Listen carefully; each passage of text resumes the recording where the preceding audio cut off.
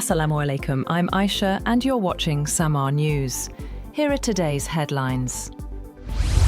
Afghanistan and Pakistan have resumed peace talks in Istanbul after a previous round ended without agreeing a lasting truce. Militaries from the South Asian neighbours clashed last month, with dozens killed in the worst such violence since the Taliban returned to power in Kabul in 2021. Both sides signed a ceasefire in Doha on October 19th, but a second round of negotiations in Istanbul last week ended without a long-term deal due to a disagreement over militant groups hostile to Pakistan operating inside Afghanistan. The United States is preparing to establish a military presence at an airbase in Damascus to help enable a security pact that Washington is brokering between Syria and Israel. The US plans for the presence in the Syrian capital would be a sign of Syria's strategic realignment with the US following the fall last year of longtime leader Bashar al-Assad, an ally of Iran. The base sits at the gateway to parts of southern Syria that are expected to make up a demilitarized zone as part of a non-aggression pact between Israel and Syria. That deal is being mediated by US President Donald Trump's administration. The blistering rise of Zohran Mamdani to become mayor of New York City has offered encouragement to left-wing parties across Europe that an unabashedly radical agenda could help turn the tide against right-wing forces at home. Parties from London to Berlin cheered Mamdani. Parties like Germany's The Left Party and Britain's Greens hope to garner momentum from Mamdani's win, signalling they would not dilute their policies or be sucked into the right-wing battleground of migration. China has booked 2 cargoes of US wheat following last week's meeting between the country's leaders, the first such purchases since October last year, signalling easing trade tensions between Washington and Beijing.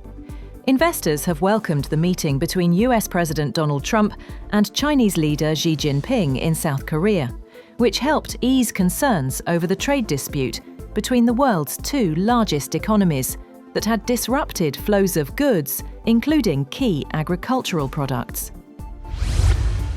US President Donald Trump's administration has revoked around 80,000 non-immigrant visas since its inauguration on January 20th. For offences ranging from driving under the influence to assault and theft. The extent of the revocations reflects a broad immigration crackdown initiated when Trump came into office, deporting an unprecedented number of migrants, including some who held valid visas.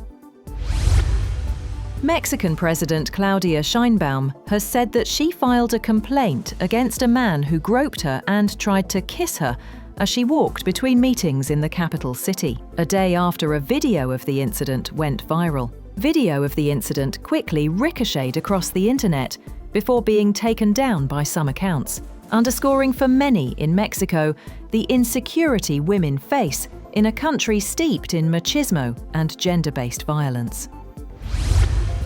US Transportation Secretary Sean Duffy says that he will order a 10% cut in flights at 40 major US airports, citing air traffic control safety concerns as a government shutdown hit a record 36th day. The drastic plan sent airlines scrambling to make significant reductions in flights in just 36 hours, and passengers flooded airline customer service hotlines with concerns about air travel in the coming days. Duffy said the cuts could be reversed if Democrats agreed to reopen the government. The death toll in the Philippines from Typhoon Kalmegi has risen to 114, with another 127 people still missing, as the storm that devastated the country's central regions regained strength as it headed towards Vietnam. In Vietnam's Gia Lai province, some 350,000 people are expected to have been evacuated, as authorities warned of heavy rains and damaging winds that could cause flooding in low-lying areas and disrupt agricultural activity. In the Philippines' hardest-hit province of Cebu, the scale of the destruction became clearer as floodwaters receded to reveal flattened homes, overturned vehicles, and streets choked with debris. That's all for now.